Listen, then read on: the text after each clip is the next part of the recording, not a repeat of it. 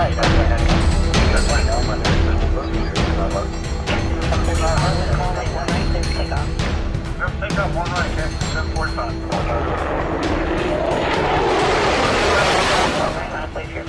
and welcome back to the Pilot Network podcast. I'm Matt, co-host of the show. And as always with the TPN podcast, we try to bring you some pretty awesome guests, and today's no different. As TPN approaches its 50th podcast episode, Adam and I are constantly trying to experiment with different ways to really find new and interesting content and interviews that really enhance your journey as a pilot. And like I said, today's no different. Whether or not flying is for the pure love of the sport or it's your job, TPN's here to be with you along that path. And so today we're very honored to have Warren Curry from Icon Aircraft here. And we've been very fortunate to sit and talk with him. Icon is the maker of the Icon A5, which is a really exciting new amphibious light sport aircraft. And what they're selling is recreation, fun, and lifestyle. And for me, loving the water, loving aviation, and loving outdoors type activities, the Icon A5 really lives up to all three of those goals. So like I said, I'm honored to have Warren Curry. Warren, welcome to the show. Hey, thank you, Matt. It's great to be here. Appreciate the invite. It's great to reconnect with you again. Absolutely. So I think it's probably been a couple of years since we last talked. I was at the training center here in Tampa to where I got to be Janessa Duffy's first student as we were kind of getting me the initial training, the initial transition course from my seaplane rating to get checked out in the Icon to be part of the runners program. So that was a lot of fun. And I think at that time you were the chief pilot at the facility. Is that right? I was. My actual title was director of the Tampa Icon Flight Center. So I managed flight instructors out there. I also managed our service center at the hangar there in Pedro 9. To back up a little bit, do you mind telling the audience a little bit more about your professional background, where you came from, and what path led you to Icon? Yeah, I'd be happy to. So relatively quickly, I spent over 22 years in the Marine Corps and primarily as a pilot. Flew, variety of aircraft, but really spent most of my time in two specific aircraft. I started off in the AH-1 Whiskey, which is the Marine Corps attack helicopter. And then about midway through my career, I took a leap of faith, a jump into the MV-22 Osprey. And that was right when the test pilots were finishing up and they had to bring people like myself in and said, okay, figure out how to use this thing and take it over to Iraq and, just go on that path. And I was fortunate to be a commanding officer out in Miramar, had a great career, and was again fortunate enough to finish my last 4 or 5 years inside of special operations based out of Tampa, which is where I tied into Icon as they established Tampa as really being the flagship on the East Coast for the company. Oh, that's awesome. Yeah, one of the things that I remember from my training the week that I was out there training with Janessa is that the military feel or the squadron aspect of being in the training center and the way that the training was done and your training folder and the process, everything felt like it had a lot of roots in military aviation. Is that intentional or was that just kind of a byproduct of something else? Yeah, well, probably like everything, a little bit of both. So our founder, the Kirk Hawkins, who founded the company, as you know, he was an Air Force fighter pilot. And he built the company and we've been doing this for 10 to 12 years from his initial concept. I think there was an initial specific look and search for, especially military pilots, to develop the curriculum that you went through and the training program. And it attracted me as well when I first got in there. And I looked at the books. I'm like, man, it's like I'm back in flight school with very specific learning objectives. Here's what you can read the night before. Here's what we're going to demonstrate. Here's what we're going to introduce. And here's where you're going to, start doing proficiency work during the syllabus. And I've found, as we bring people in from general aviation, they really like it because, in the military, we've been doing this for a while and we certainly don't keep it as maybe stressful as you and I went through flight school in the military. We don't do that. There was no stress whatsoever during that week. It was pure fun. It was a blast. Actually, I had a great time. It is fun. It's not scripted. It's very scoped. But we we talk about in the first brief, if you remember, hey, we're here to have fun, and you should be having fun. And then secondly, you talked about all the veterans. I think, I truly believe, at least for me, and I can speak for the others, when you're a veteran, when you spend time in the military, most of us do it because it's mission driven, and we enjoy the teamwork, striving to do something that is challenging, but serves a purpose. And I think Icon, in a lot of ways, does that in the civilian aviation world of what we're trying to build and what we're trying to do. And it just attracts those people who want that type of challenge and teamwork. We have a blast. We work really hard. We're critical on each other, but we have fun while doing it. And I know that's what attracted me, and I think others. I kind of alluded to it, and we've talked about it in the past, how Icon is selling adventure, not just airplanes. And then you mentioned kind of the mission driven aspect of what you guys are doing over there, and the company as a whole. Can you go into a little bit more detail on the adventure ethos that is really at the core of the company, and what that mission looks like in general? Yeah, all of us and your listeners, certainly, we all have varied backgrounds, but I truly believe that all of us got into aviation because at some point we looked up in the sky and we thought, man, like that would be really cool to do. That's fun. Like that's something I want to do in my life. And then all of us jumped into our first aircraft, and we always remember our first takeoff and that feeling that you really don't get anywhere else. That true visceral in touch with doing something as complex yet as enjoyable as flying. And as we graduated through our careers, at least I'll speak for myself, not your listeners, I graduated in more and more complicated aircraft, and it was a blast. I loved every aircraft I flew, but some of the true passion of aviation left me. And when I had the opportunity, and I was still in active duty, and I had a friend I served with that was flying with Icon, said, come fly this aircraft. And I thought, man, I don't know if a light sport aircraft is really what I want to do. And I got in it, and I showed up the aircraft the first day, and the wings were folded, and I said, so we're going to unfold the wings and take off, right? But we did. And within the first 20, 30 minutes, I looked and said, this is the most fun I've had, and I can't remember flying. It certainly landed on the water, jet skiing around, going to beaches, going up and down boat ramps. That was fun, but just the simplicity, but the in touch with the environment. The windows were out, the panoramic views you get from the aircraft. And I said, man, I haven't felt this in so long. And it really sparked my interest to stay in aviation and do something like this. And what we try to do is bring that to everyone who flies in the aircraft. Some people purchase the aircraft, some people don't, and that's fine. But I've never had anyone get out of the aircraft and not tell me, in probably different terms, but I'll keep it PC, that was awesome. That was fantastic. Yeah, I know I was grinning ear to ear as soon as I got out, because one of the first things we did on that orientation day is we went down and essentially did a landing attitude demo just a couple of feet over the water. And I remember that being something so different than anything I've ever done before. So the gear was retracted, and obviously it's amphibious. So, you're essentially getting the landing attitude, but you're over the water with bigger runway than you've ever used in your life. I mean, there is no runway. It's just water as far as you can see, and the sense of motion, but the control and precision of the aircraft controls were not shocking, but I was pleasantly surprised, because we're accustomed to smaller airplanes being, not as tight controls, or just the fit and finish is a little bit old or something like that. But it just struck me how maneuverable and precise the aircraft was, even in that environment. It was just so fun.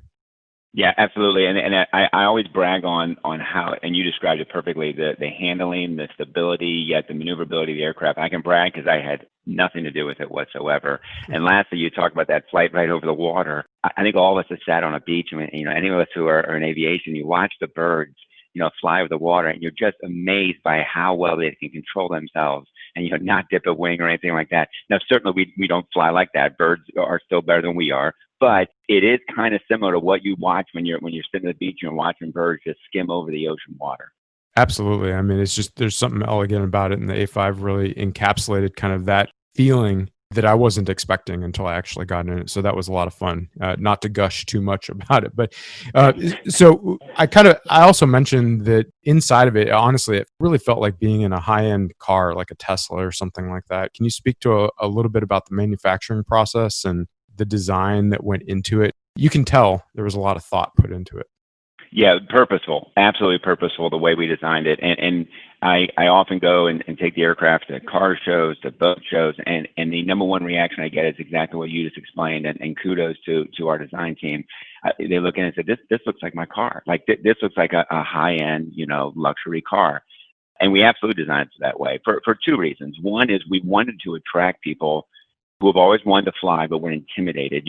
I jokingly say, myself that's been around for a while in aviation, I even look in some cockpits and still get intimidated. And I've been doing it a little while, and it's very intimidating for those who have always wanted to, but just thought, I don't want to learn that. Well, they look in our aircraft and they say, you know what, I can't. And what's really great about the design, yeah, it's very simple, but it's intuitive. And it has everything, that every other aircraft has, in mainly general aviation. We just made it easy to interface with and more simplistic so people can enjoy the flying, get their heads out of the aircraft, stop looking at screens and actually enjoy what they're doing. So, we also know that a lot of our clients want a lifestyle, and that lifestyle is an adventure, and it is doing things that they've always wanted to do. But we might talk later, but our demographic is typically 45 to 65-year-old folks who have reached a certain point in their career, and they want nice things too. And so, we painstakingly put very detailed effort into every aircraft we manufacture. So when the owner gets in it for the first time, he's blown away like he would be if I ever could buy my dream car at 9/11, right? And get in it. Want that smile and that overwhelming feeling of happiness and joy to come over them. And we do. We get it. And that design process and the manufacturing, that takes time. You can't do it overnight. So I know there were a couple of delays early on in production, but how's production going now in the factory, aside from the fact that we're in this pandemic time right now where everything's kind of shut down? But how many planes per month are you up to, and those sort of statistics? So the goal this year, when we're in 2020, obviously, the goal this year will be doing 6 per month. Now, we made a strategic decision at the end of last year to take some of our manufacturing capacity and shift it down to Mexico. We built a literally state-of-the-art carbon fiber facility down in Mexico, and it really is impressive, from the first layer of carbon fiber up until the molding, the heating, and it comes out there looking like an aircraft. And so earlier this year, we were shifting all our resources down there, and we were about 2 or 3 per month. But once COVID-19 is complete and we can get back into full swing, we should be producing 6 per month. And looking to expand even in 2021 because we have the capacity. We're just trying to be thoughtful and methodical on how we scale our production, that we don't get too far ahead of ourselves and start seeing quality discrepancies and or supply chain issues that are affecting our customers and our bottom line. Right. And that's critically important. And you can see that in the final product for sure, which is really nice. With deliveries coming and once production ramps back up again, what kind of new owners are you looking for? Are you only looking for super experienced pilots, or is it the average sportsman who maybe hasn't explored aviation yet? Yeah, great question. So right now we're at about 35% of our owners were non-pilots. So they came into aviation and purchased the Icon. And quite honestly, to brag, a lot of them have told us the only reason I came into aviation is because I saw this aircraft and this is what I wanted to do with my life, as far as their lifestyle and when they're not working. So that's 35%. The pilot community is, to be honest, as a man who directs our sales department, is an easier sale because there's a lot less explanation. There's a lot less obstacles. Once a pilot says, this is what I want, and they have the means to do it, it's pretty easy. But I really think that 35% needs to grow. If we want to look at ourselves in 2022, 2025, the aviation community, albeit, seems large at times, is relatively small. So we want to always grow our non-pilots and grow the Icon community. And we have people outside this demographic. We have owners as young as their early 30s, but typically it's that 45 to 65-year-old man or woman that has always wanted to do it, has always wanted this type of lifestyle, has always wanted to fly, and now they've spent enough time getting the means by which to do so. That's fun. And like we keep saying, you're selling a lifestyle, not just an airplane. I mean, there really are all sorts of things you can do with this when you add in the fact that it's amphibious. So any runway, the $100 hamburger is available to you, but I'm sure there's all sorts of different uh, types of adventures on the water as well.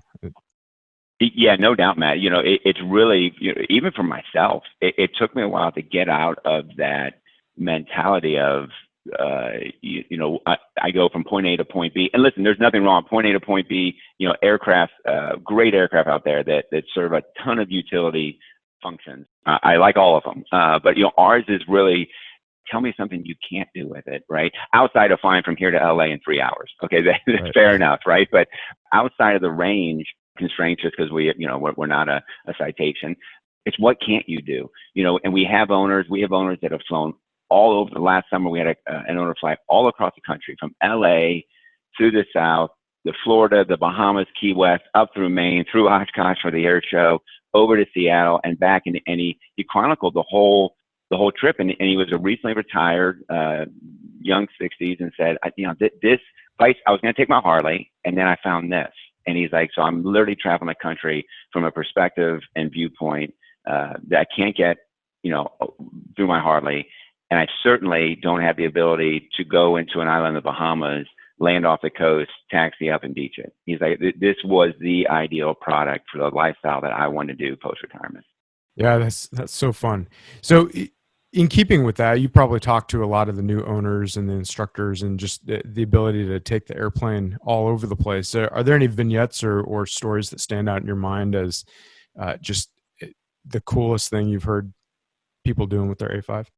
Yeah, I thought, the one owner across the country was super cool. But, I think what makes me the happiest, because I know the majority of our owners by first name, and then they have my cell phone. I'm not going to use names, but a gentleman that lives in Florida, and he had gotten the aircraft, and about 2 months later, he called me and said, "Hey, where can I get my nearest maintenance inspection for my 100-hour?"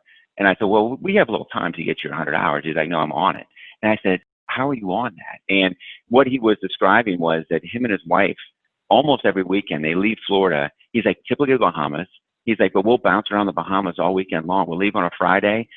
Sunday afternoon, we'll fly back. I'll put the aircraft to bed. But he's like, giving me and my wife a shot of excitement and adventure that we haven't had in years. And he literally flies it almost every weekend, doing things like that. Now, he said, I'll also bounce up and hit the South Carolina coast. Certainly you can take a month, 2 months out of your life and travel the country, but a lot of us don't have the opportunity to do that. But people who do things like that, or I love the owners that have it right in their backyard on a lake. And we have owners that have multiple kind of docking systems or boat ramps, and they literally pull it out of their little garage, unfold the wings, start up, drive down their boat ramp. They take off from their lake and go wherever they want. At the end of the weekend, they come back, pull it into their house, go on with their Sunday night, getting ready for Monday. That's really the flexibility that this offers that a Cessna 182 or 172 just can't even touch. I mean, there's a whole nother dimension operating this airplane can really play into it. I mean, I'm sure,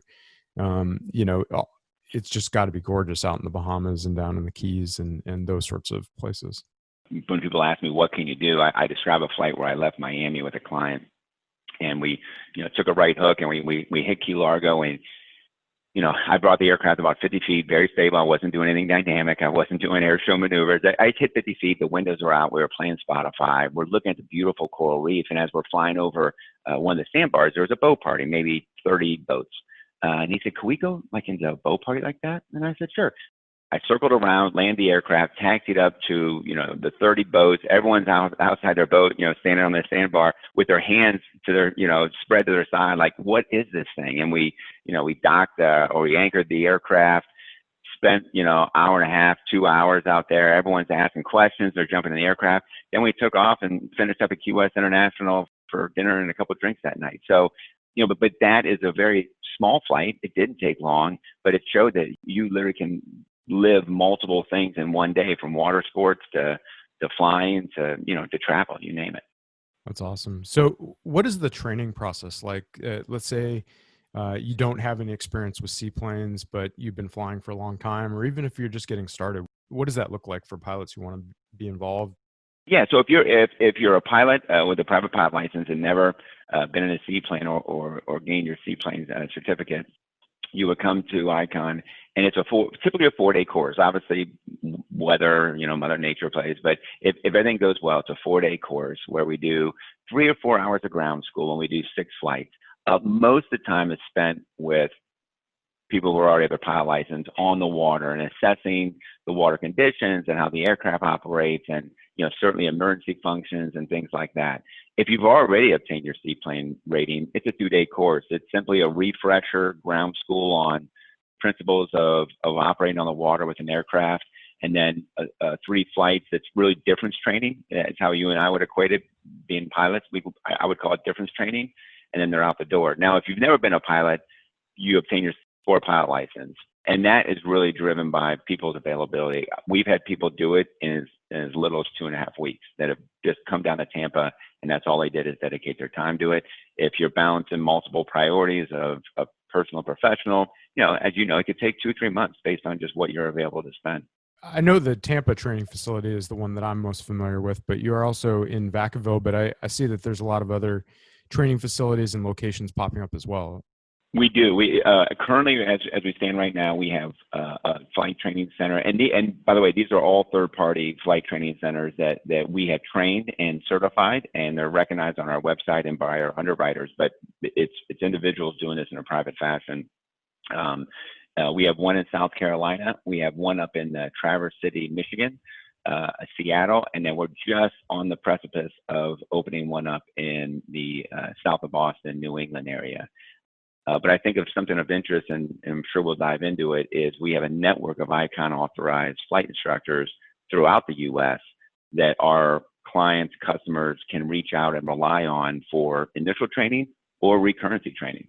So obviously buying an airplane is a huge commitment no matter what you're getting. If you're not quite ready to buy one outright, sounds like the certified instructor program or maybe something else is a good way to kind of get involved.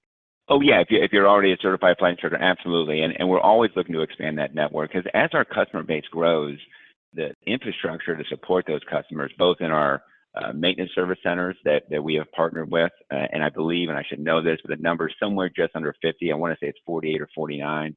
And then our flight instructors, and that's all independent. So, once we train someone to be an ICON authorized flight instructor, they're recognized on our website.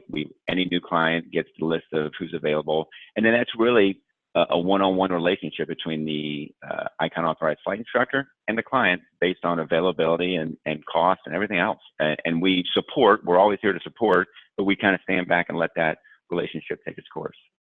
And the Pilot Network has almost 30,000 member pilots that I'm sure a large percentage of them will be interested in getting involved part-time or full-time or just instructing or something like that. Do you have any opportunities for airline pilot or a military guy, gal who has a little bit of time on their hands that wants to kind of learn to fly the Icon or be involved? Oh, certainly. I would, and again, I really wish I'd have gone and looked at our percentages, but a large portion of our ICON authorized flight instructors fall into 2 categories. Obviously, a lot of prior military folks, but commercial airline pilots who have some work flexibility, and for them, certainly it's a way to make some extra money. But I'm thinking of a couple I know that are really utilized heavy. I think for them, they really enjoy the aircraft, and they like going to places with our clients and showing them what they can do and how they can do it. So they're teaching the clients. They're making a little bit of flexible income, which is great, but I think a lot of it is they really enjoy it. And so for them, it's like, of course I will. Why wouldn't I want to go to, this new region I've never flown at and show a customer how to do it and make sure they're operating, because as pilots, we want everyone to operate safely, and be comfortable in their aircraft. So I'm doing that, and I'm having a blast at the same time. Absolutely. Well, Warren, thanks so much for being on the show. As we wind up here, I know your time is extremely valuable, and I just appreciate you taking some time out of your day to speak with me and just kind of introduce ICON to our members, and hopefully someone hears something that's interesting and can get involved. So what's the best way if someone is interested and wants to reach out and get in touch with you guys for questions, feedback, or even to see about being an instructor?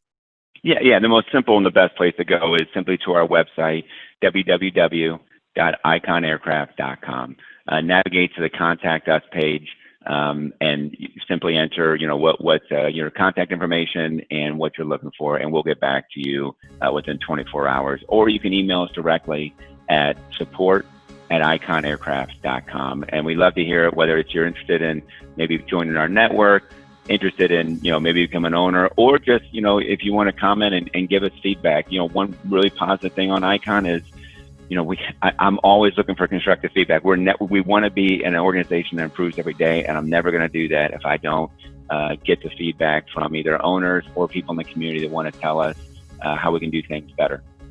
Well, one thing's for sure is with this many pilots, we're bound to have an opinion somewhere. So hopefully anyone can reach out, and we'll make sure that contact information is in our show notes. So as always, if you want to get a hold of Adam or myself, you can email us at heyguys@thepilotnetwork.org, or you can contact us through any other parts of the TPN ecosystem. We always love to hear from you and want to know what you want to hear on the show and in the TPNQ magazine. Until next time, keep the shiny side up, keep the dirty side down, and fly safe out there.